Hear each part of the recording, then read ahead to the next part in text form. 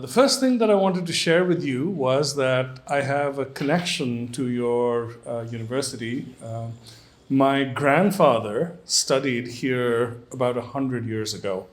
So I understand the campus was different, and hopefully Khizr Sahib will take me there on Monday because I'm very eager to inhabit the space that he used to be in. Not just for nostalgia, because I'm also working on something that is set in that time period in Lahore. So in terms of my writing, I write both fiction and non-fiction. In fact, what brought me to Lahore this time was my newest book, which is a novel called The Sufi's Nightingale, which is a retelling of the life of Shah Hussain, who is popularly known as Madhaulal Hussain. So that's what I was in Lahore to primarily talk about. And then, of course, I've been having conversations with students like you at some of the universities on a variety of different topics. Before I jump into the substance of my talk, a little more about my background. I am an accidental writer, I will say. My training is in electrical engineering and computer science, and I spent most of my career in the US, first developing technology and then managing various technology companies. I had a passion for history and literature even as I was growing up, but I have to tell you that the time that I grew up in, your parents' expectation was that you have to be a doctor or you have to be an engineer. If you are neither of them, you have failed. So not that they pressured me, but I knew what was expected of me. So I studied science and engineering, and that's what I did for most of my life. And quite by accident, I guess I rediscovered my passion for writing. So I've started writing in earnest about 6 or 7 years ago. And I'm fortunate in that I've been somewhat prolific. And also, very briefly, I'll tell you, my journey as a writer was launched by my daughter, who was your age at that time. She was actually a first-year undergraduate student studying theater. And she decided to take a poem that I had written many years ago on a very difficult subject. This was violence that the Sikhs had suffered in India in 1984. And she decided to turn it into a play. So for the next 2.5 years, I toured this play around the world. We went to 6 countries, presented it 90 plus times. And somewhere along the journey, I decided that whatever time I have left, I'm going to dedicate to storytelling. And it was largely because of the wonderful response that I got from young people like you, no matter where I went, whether it was Delhi or Kuala Lumpur or Vancouver, Canada, or Chicago. It was all the same, a lot of engagement, and that's what brought me to writing. My writing is deeply rooted in history, whether it's fiction or nonfiction. And there are certain things that I'm passionate about. But let me first ask, is everyone a student of history here? No. What other disciplines? I'm curious. Oh, wonderful. So we have a variety. That's very interesting.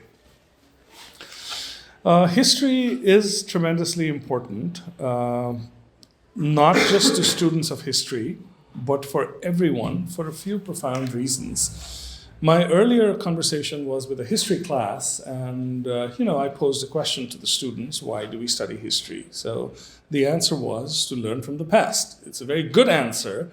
It's a very expected answer. But unfortunately, the condition of the world today tells us unequivocally that we do not do a very good job of learning from the past. Because we human beings are doomed to repeating the same mistakes over and over again.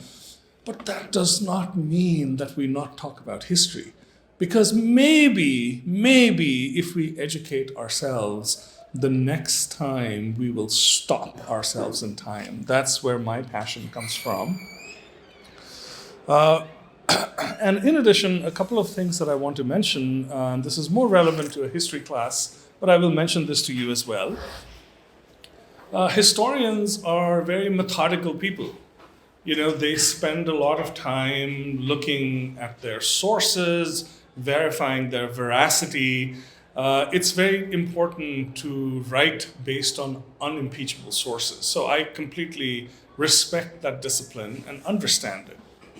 Yet, there are a couple of reasons to engage with different kinds of history. What am I talking about here?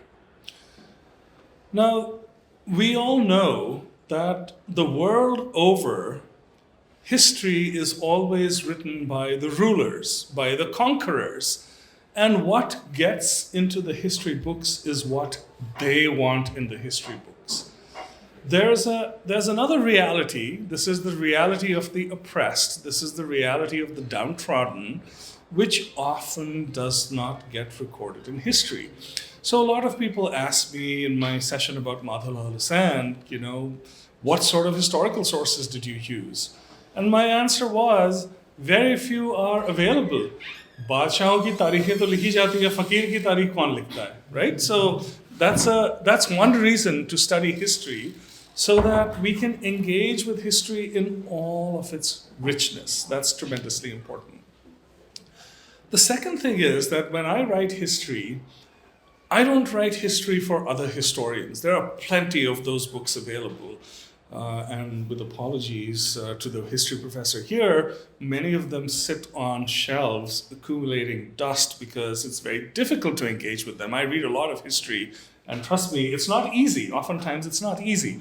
So my endeavor always is to write a very accessible kind of history that a lay reader, while it's diligently researched and referenced, I try to make it engaging so that the lay reader would also be able to enjoy it. I mean, that's really how I approach history. So with that, let me jump into the specific topic that we are covering today.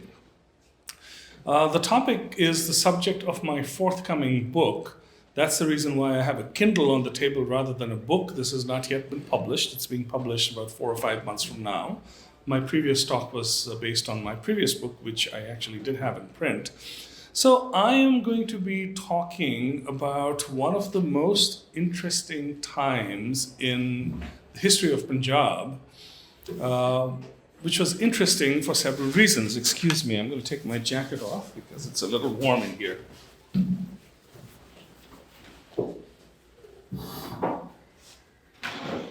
So after the Mughal Empire was established, Punjab essentially became a province of the Mughal Empire. It was one of the most prominent provinces. It was ruled from Lahore, and the governor was always somebody who had been sent here by the Mughals. That's how things had been in Punjab at the dawn of the 18th century.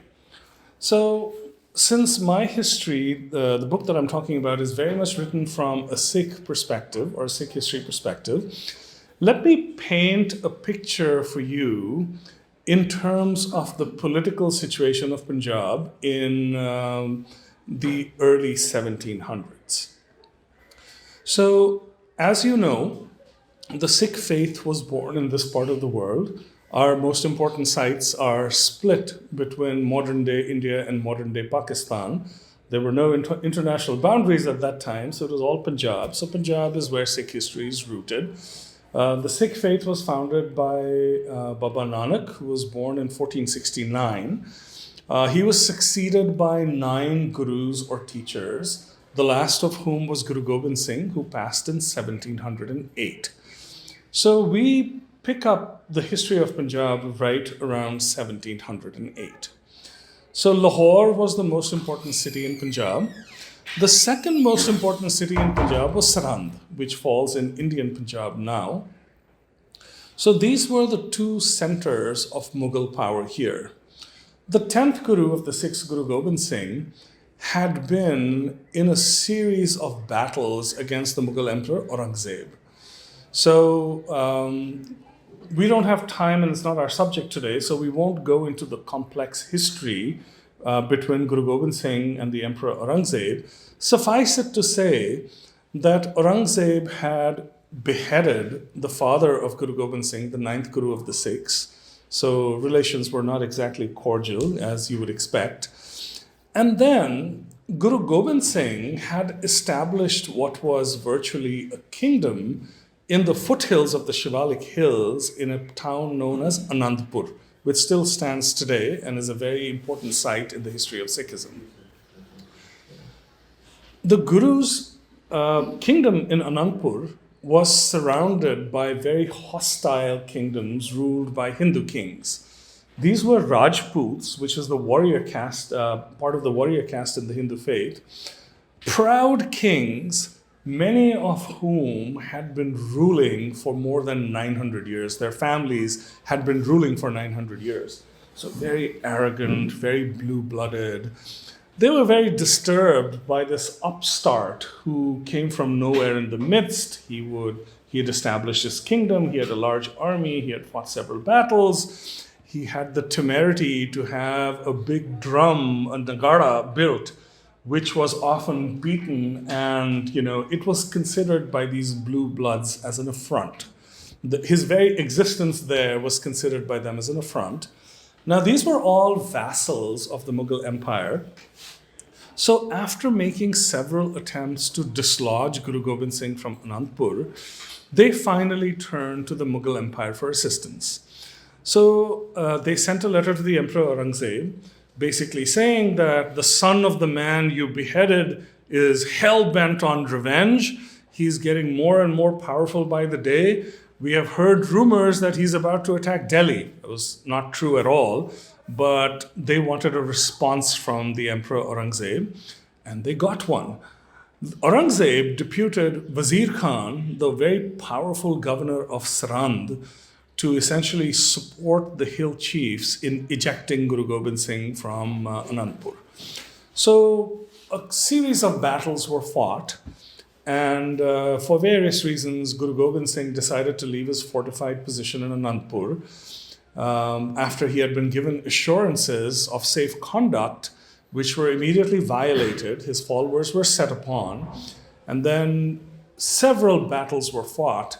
In the first battle, his two older sons were killed fighting a much larger force. His two younger sons were betrayed by their family cook, and they were conveyed to the governor of Sarand, Wazir Khan, who then conducted a mock trial and sentenced both young boys aged 6 and 9 to die. So both of these boys were walled, a wall was built around them, and they were essentially killed in that manner. So that was the history and the backdrop as we get to the year 1708. So Guru Gobind Singh, Aurangzeb is dead now. Guru Gobind Singh has very good relations with his son, Bahadur Shah, who is also known as Shah Alam. So Shah Alam goes to the south, to the Deccan, the southern part of India, to quell a rebellion. And Guru Gobind Singh also accompanies him with his army. So Guru Gobind Singh is in a town in the south, and there, two Pathans who have been sent by Wazir Khan enter the camp and they attack him. He manages to kill one of them, but he is wounded, and it's pretty clear that it's time for him to now go. So he gathers his followers together and he gives them several instructions, which we won't get into in the interest of time. But most importantly, he charters one of his followers, whose name was formerly Madhodas, who used to be a Hindu sadhu or ascetic and was known to be a sorcerer. So he had studied with several senior sorcerers. It is said that he was a necromancer, a magician. He had all kinds of powers. But he was subdued by Guru Gobind Singh and he became a Sikh. The name given to him was Banda Singh Bahadur, the slave of the Guru. So the Guru charters Banda Singh Bahadur on his deathbed, and he says, I'm going to give you 5 young men. I'm going to give you some arrows from my quiver, and with my blessing, I want you to go back north and I want you to bring Wazir Khan to justice. Quite a challenging assignment, wouldn't you say? 5 men who've been sent to bring one of the most powerful commanders of the Mughal Empire to justice. So Banda, with his little band, leaves the south and starts traveling north. All along the way, news starts to spread of this rebellion.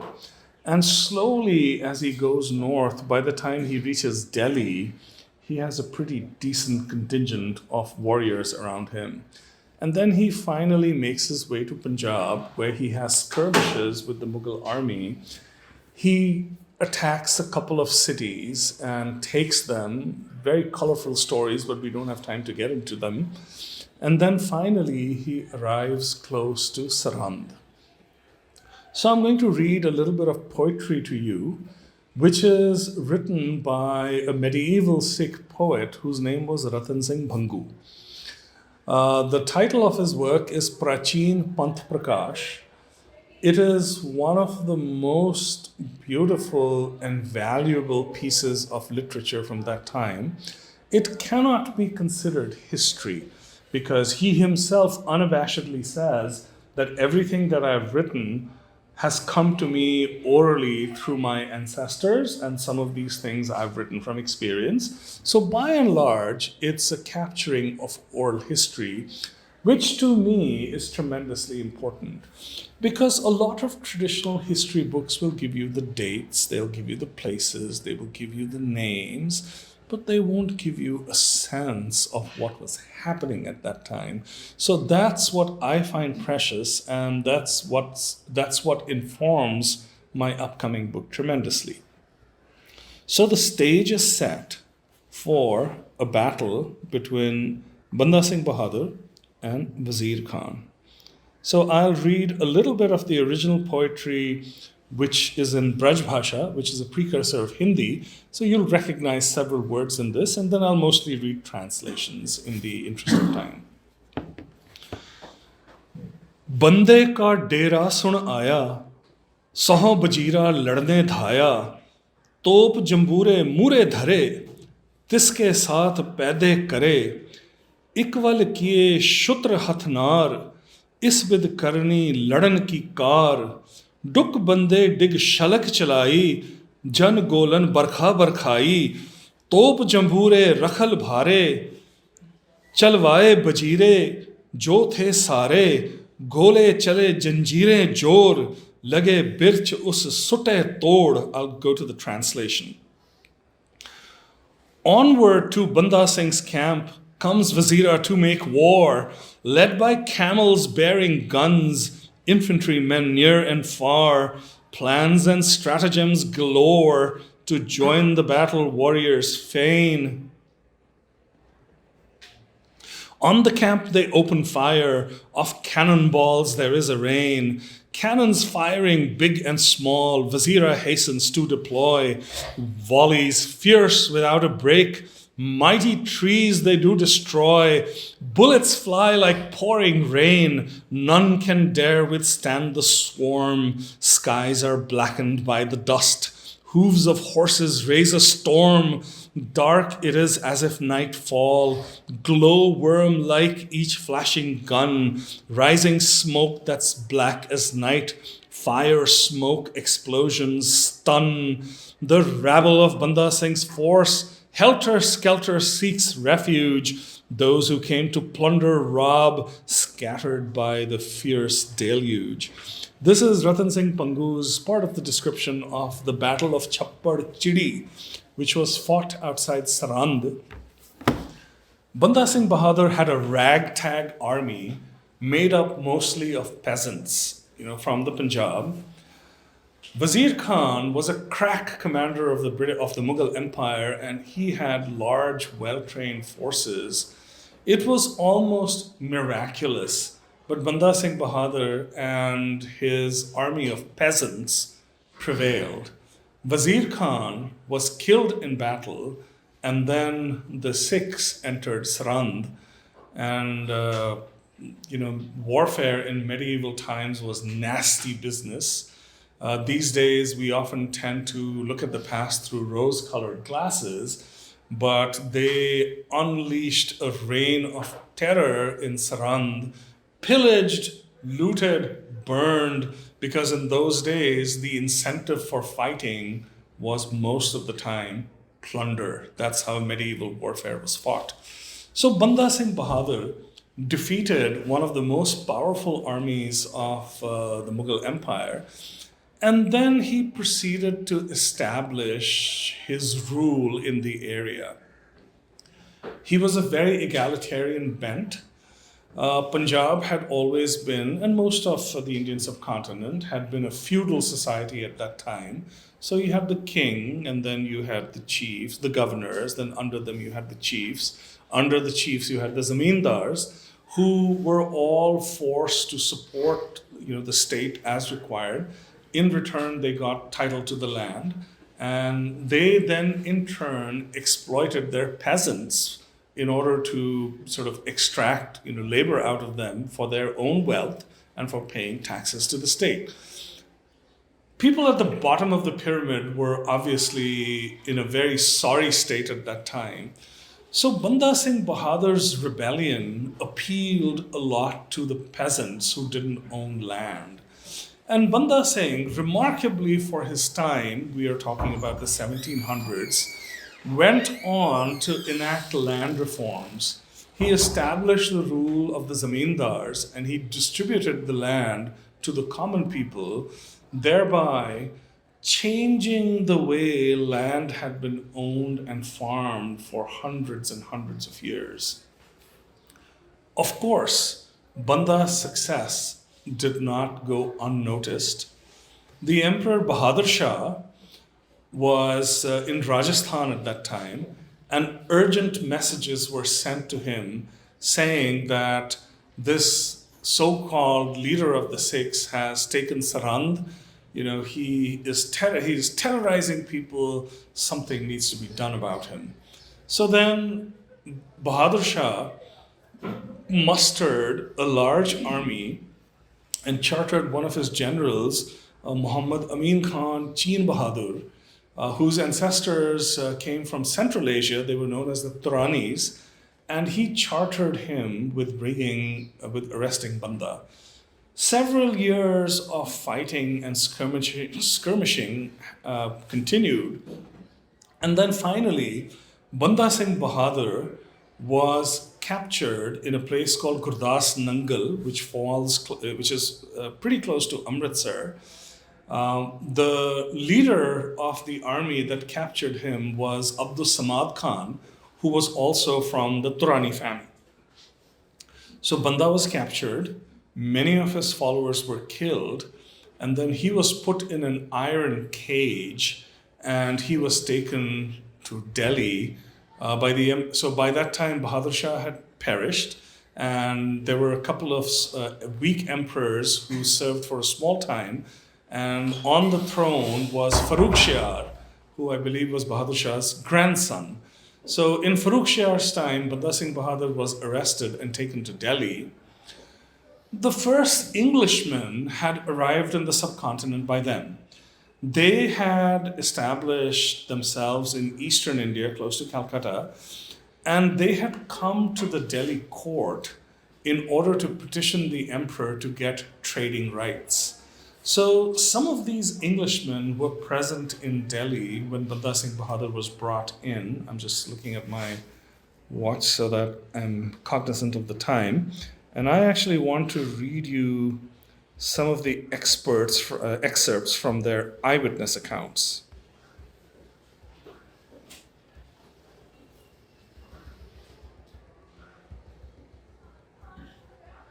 Would have been easier if I had brought my laptop.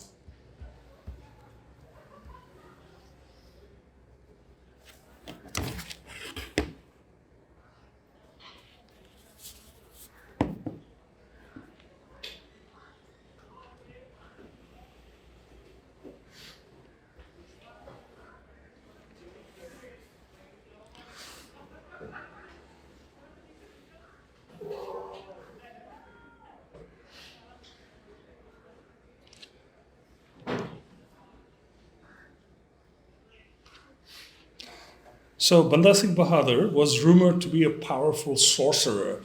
So the soldiers who had captured him were very afraid of him. The Jadoo Tuna karke, he can do something to us. The Mughal soldiers, fearful of Banda Singh Bahadur, went to great lengths to ensure that he did not use his sorcery to escape during the journey to Delhi. Fetters were put on his feet and a ring was attached to his neck. These were connected by pieces of wood to a chain on his back, and he was thrown into an iron cage in which he was secured to 4 spots. The cage was hoisted onto an elephant, and a guard sat on each side holding a dagger, ready to kill him if he tried to escape. So this is the color of history that you usually don't get from history books. The history book will just tell you, Banda was arrested, he was put on an elephant, and he was taken to Delhi. His captured men followed on mangy donkeys and camels with paper caps on their heads. In the front marched a body of soldiers displaying the heads of Sikhs mounted on spears, accompanied by drummers and musicians. Behind the prisoners came the Mughal nobles and vassal rajas, followed by their armed troops. Zakaria Khan, who was the son of Abdul Samad Khan, who captured Banda Singh Bahadur, was ordered to lead the procession from Lahore to Delhi. Feeling that the 200 or so Sikhs who had survived the carnage at Gurdas Nangal didn't really offer a large enough spectacle, Zakaria Singh ordered that more Sikhs be rounded up. Thousands of Sikh peasants were arrested, and several hundred were added to the ranks of the captives. Many others were executed, and cartloads of heads were sent to Delhi. Banda Singh Bahadur and his men were paraded through the streets of Sarand, the town that they had sacked, where the residents heaped abuse upon them. The macabre procession entered Delhi on February 26, 1716.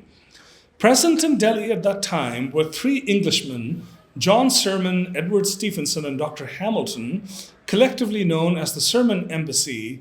They would go on to play a significant role in giving the British East India Company a foothold in Bengal. Sermon had been sent as an ambassador to Farrukh Siyar's court to secure trading privileges for the East India Company. This account of Banda Singh Bahadur's end is taken from Sermon's diaries, which appears in the work Early Annals of the British in Bengal, Volume 2. So here is Sermon's account.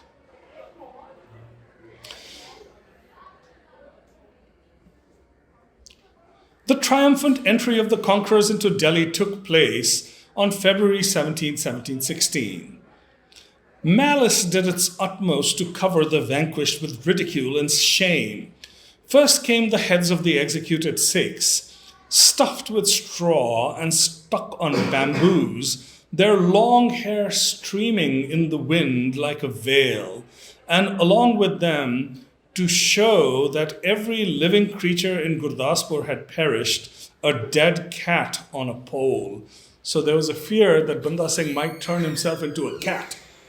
So they started killing all the cats around the place where Banda Singh Bahadur had been captured. Banda himself, dressed out of mockery in a turban of red cloth, embroidered with gold, and a heavy robe of brocade, flowered with pomegranates, sat in an iron cage on the back of an elephant. The road to the palace was lined with troops and filled with exultant crowds who mocked Banda and laughed at his followers. They wagged their heads and pointed a finger of scorn at the poor wretches as they passed. Hoo, infidel dog worshippers, your day has come.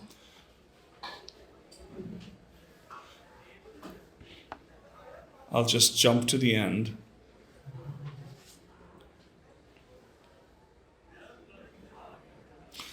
They paraded Banda around the tomb of the late Emperor Bahadur Shah and put him to a barbarous death. First they made him dismount, put his child in his arms and bade him to kill it. Then, as he shrank with horror from the act, they ripped open the child before its father's eyes, thrusting its quivering flesh into his mouth, and then hacked him to pieces limb by limb, the eyewitness account of John's sermon. So this was the end of Banda Singh Bahadur, and it seemed that the short-lived rebellion of the Sikhs was now over. This was 1716. Remember, the last Guru had died in 1708. So 8 years later, the revolt was over. Zakaria Khan, in part to reward his father, so Abdus Samad Khan was made the Subedar of Lahore, and then he was followed by Zakaria Khan.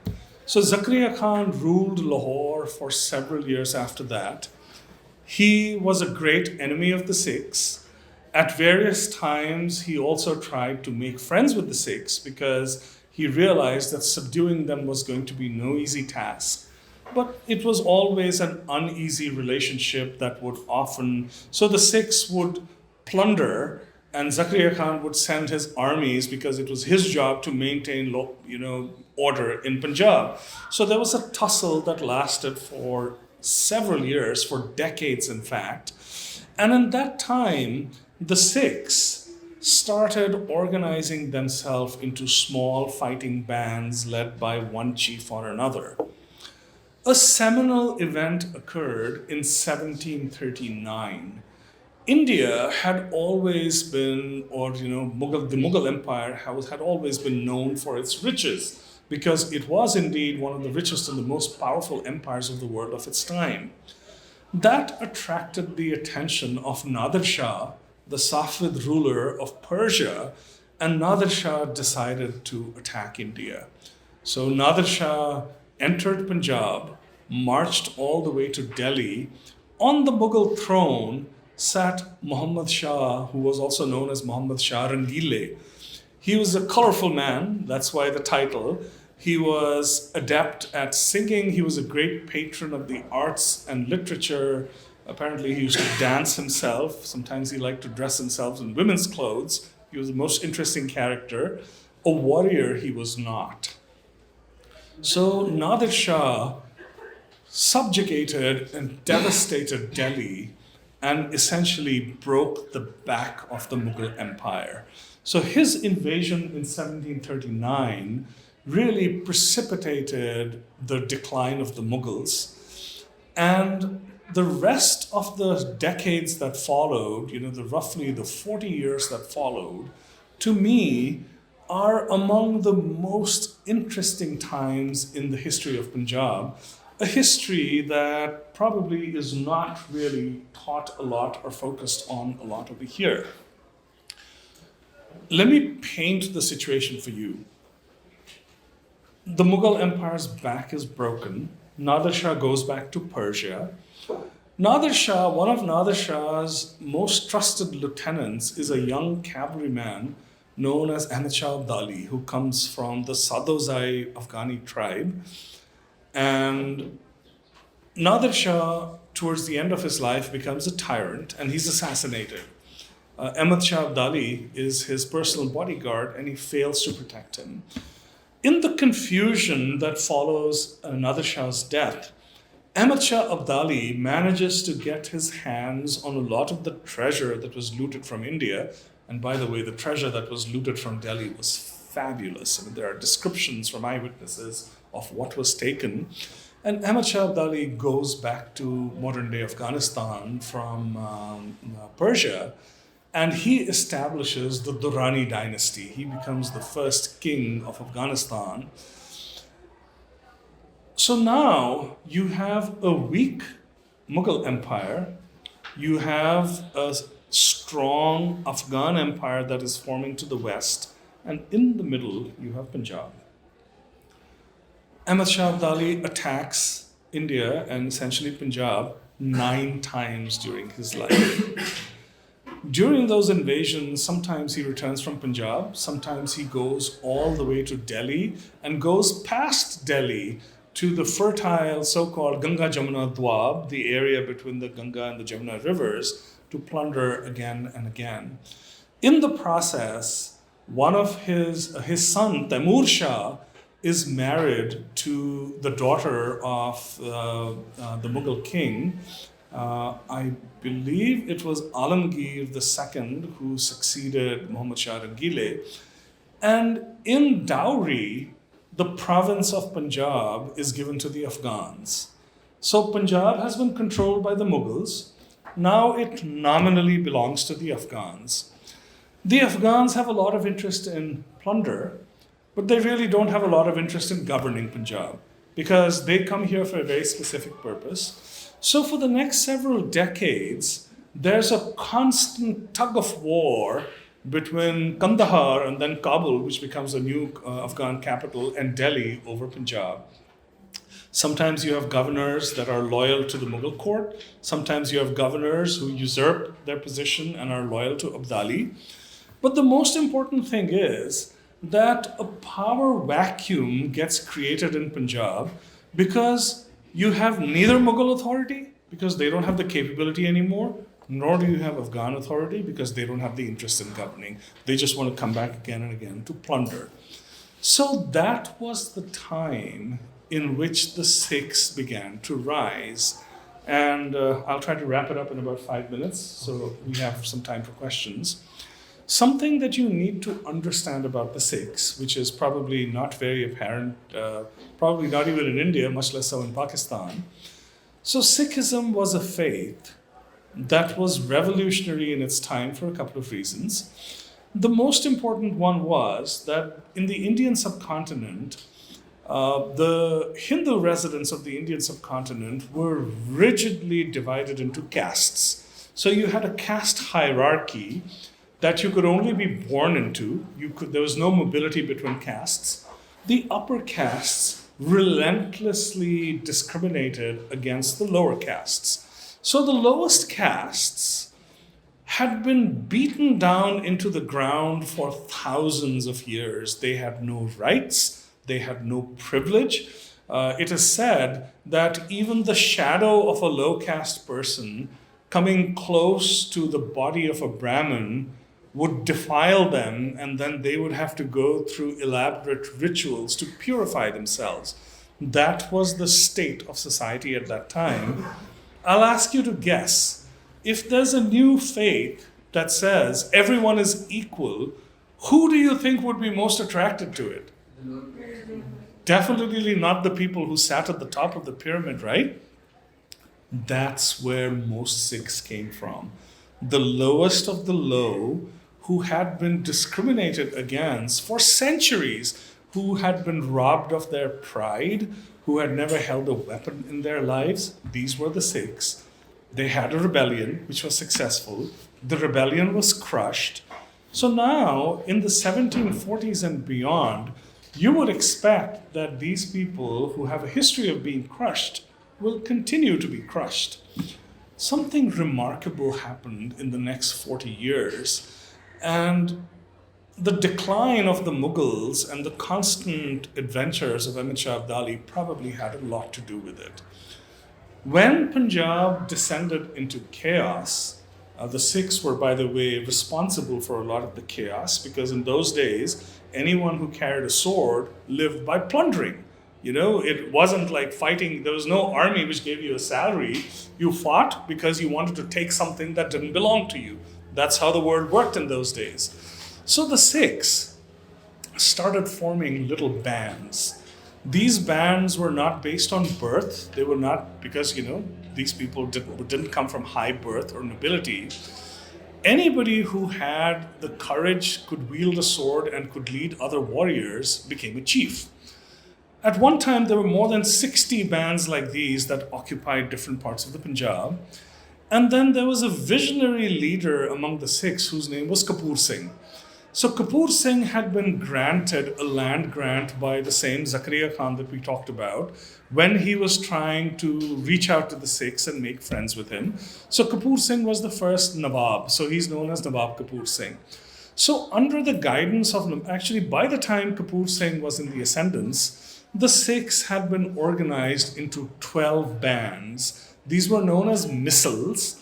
I believe it comes from a Persian word. And these represented essentially bands of warriors who sometimes were at odds with each other. But whenever there was an external threat to Punjab, all of these bands would come together and they would present a united front. For the next 40 years, these bands of Sikhs started growing in strength.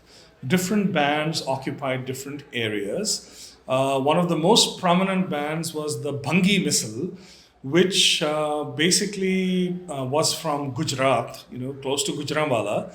And they had control of most of the territory between the Ravi all the way to the Jhelum, Ravi to the Chenab, and then further on to the Jhelum. So the Bhangis were one of the most powerful Misls. Then you had the Kanhaiyas, who were mostly powerful. Most of their territories were around Amritsar, Gurdaspur, Batala, in those areas. The Shukar Chakia Misl was one of the smallest, and it was centered in Gujranwala. So one of the leaders had been a legendary warrior named Charath Singh. So he was the leader of the Shukar Chakia Misl. And this was the Misl that became more and more powerful as time passed. So these 12 Misls over the 40-year period came to occupy different parts of Punjab. Lahore also came under the control of the Sikh Misls. It was ruled by a triumvirate of 3 Bhangi chiefs from the Bhangi Misl.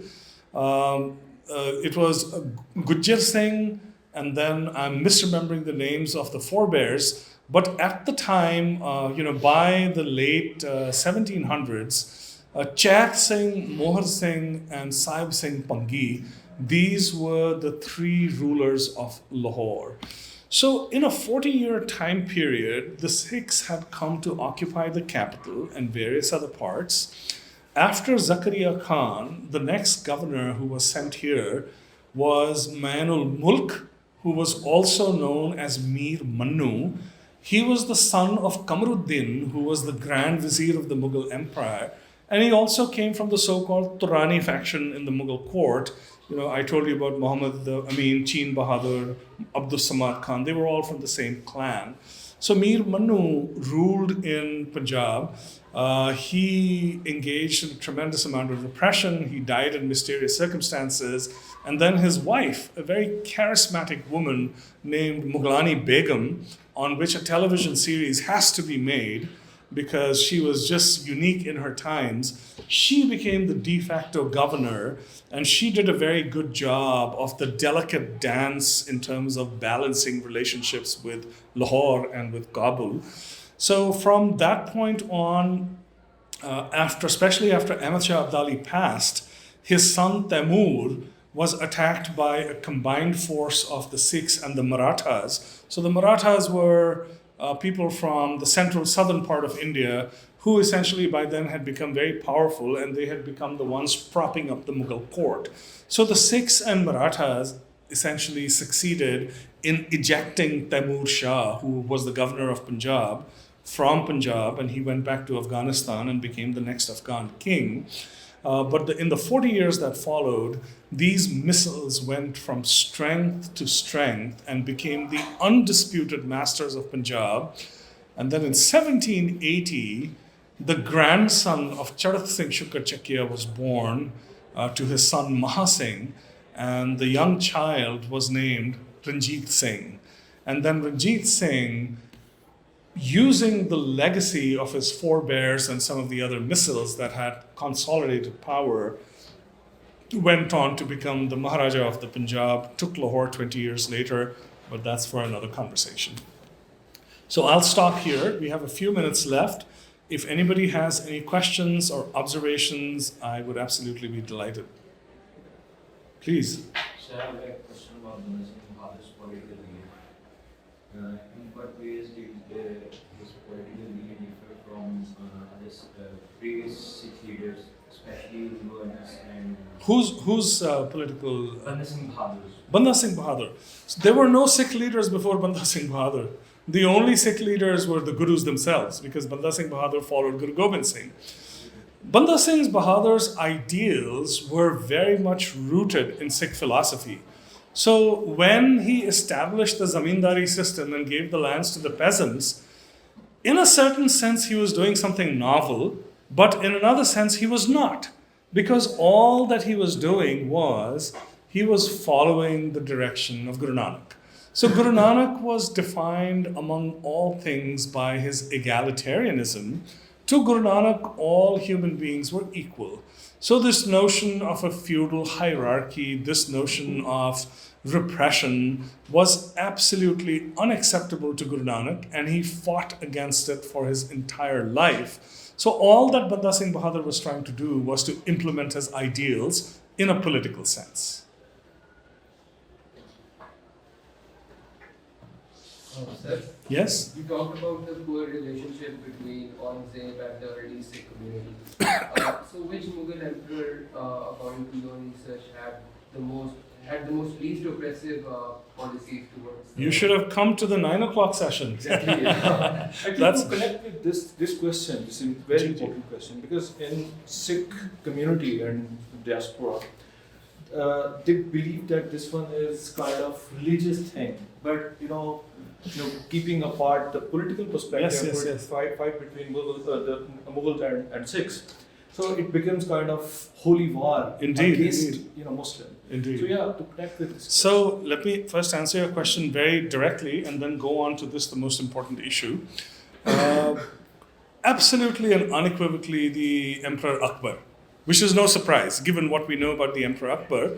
But the other Sikh gurus had good relations with some of the other Mughals.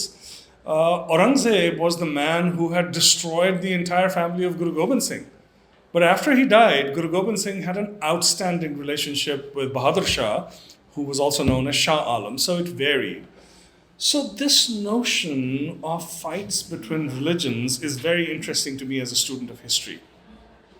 It is true that certain times when attacks were launched, particularly from Afghanistan, there was an element of jihad. And the element of jihad was probably very, very practical. It was not out of religious piety, but it was more to attract more people. So there was this element of jihad. And one of the most interesting writings of that period comes from Qazi Nur Muhammad, who's written the Jangnama, who came with Ahmad Shah Abdali. He has some amazing, insightful, and sometimes hilarious observations about the Sikhs. What we have to understand about that time is that these political relationships and alliances had nothing to do with religion. They were all about power. It was all about power. So I told you about the 12 Sikh missiles. One of them was called the Fulkiya missile, which is centered in the Patiala area of India. A lot of Sikh writers take exception to the leader of the Fulkiya missile, Baba Ala Singh, because he essentially bowed his head to Ahmad Shah Abdali, in exchange of which Ahmad Shah Abdali recognized him as the king of his territories. So to a lot of Sikhs, that was terrible. How dare he bow his head to Ahmad Shah Abdali? But what we have to understand about those times was, the only thing mattered was who was wielding the biggest stick. When the Mughals ruled in Delhi, everybody bowed to the Mughals. When Ahmad Shah Abdali was in the ascendant, everybody bowed to Ahmad Shah Abdali. When the East India Company arrived, people wonder why they were so successful, why so many Indian chiefs and kings supported them. The answer was very simple. It didn't matter to them whether it was Aurangzeb or Ahmad Shah Abdali or Company Bahadur. Company Bahadur was as good a king as anyone else. When Ahmad Shah Abdali fought the third battle of Panipat against the Marathas, who were Hindus, among his ranks were his own soldiers, Najib Khan Rohilla, who was the governor of Delhi, who was also of Afghan lineage, and the famous Rajput warriors of India, who were also Hindus. Why did the Rajputs fight with Abdali against the Marathas? Same reason. The Rajputs, after fighting the Mughals initially, had become allies of the Mughals. The Marathas were the overlords of the Rajputs. The Rajput kingdoms did not want Marathas to be their overlords. So the enemy of my enemy is my best friend. That's how the political the alliances were made in those days. From the Sikh perspective, religious zeal was mostly absent in the fighting, with some exceptions. So, in a lot of the battles, when the Sikhs fought against, for example, the ruler of Multan, his name will come to me, Muzaffar Khan. So their fight was mostly with Muzaffar Khan. So Muzaffar Khan had Ghazis in his ranks. The Sikhs had their Akalis or their Nihangs. So these were a fierce band of warriors who were not motivated by plunder, but they were motivated by religious zeal. So there was a small element of that. But if you kind of look at it in the backdrop of the history and the number of battles that were fought, on either side, they were not fought for religious zeal. They were fought for territory, for power, and for wealth. That's what the battles were all about. Okay, the last one, and then we'll. Yes, please. As we held on this class, we talked about history and stuff. It was very environment. Can you allow me to ask about Sikhism? A question about Please. Three rumors होते हैं कि Sikhs जो है after death they do not believe in hell or heaven like the Muslims do. Can you talk about this? So, that's a very difficult question. And that's a question that you can use to tie scholars into knots as well. And I'm no scholar, but I will try to answer the question to the best of my ability. So if you read a lot of the Sikh scripture, you often hear about the transmigration of soul and the fact that there is a belief that the soul lives on after death. The absence of this notion of heaven and hell is actually very profound, and it has to do more with the present life than with the hereafter. So one of the fundamental aspects of Sikh philosophy, which differentiates it very significantly from Hindu philosophy, for instance, is the fact that the Sikh gurus believed that our existence in this world is important. They believe that this human birth has been accomplished after a lot of wandering in other forms. It is precious. So their focus mostly is, let's not focus on the hereafter. Let's remember that our time on earth is finite, and let's use that realization to do the right things in this world. So that's where the lack of an emphasis on the hereafter comes from. The emphasis is much more on the here and now. And the Sikh gurus are not alone in expressing this sentiment. You may or you may not know that the Sikh scripture, the Guru Granth Sahib, contains the writings of 6 of the 10 Sikh gurus. It also contains the writings of many Hindu saints. It also contains the writings of Baba Sheikh Farid. It contains the writings of Kabir. And in a lot of these writings by the non-Sikh, Paigambars, Peers as well, you find the same sentiment that this life is precious, and whatever you want to do it in this life. Because, who knows where you're going after this.